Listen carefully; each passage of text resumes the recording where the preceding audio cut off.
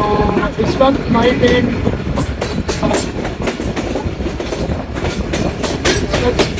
ने अभी बहरिया road railway station को थ्रू पास किया और अब से कुछ ही देर बाद वो सेकेंड ट्रैक जहाँ पर पानी है वो आने वाला है तो दिखाते हैं।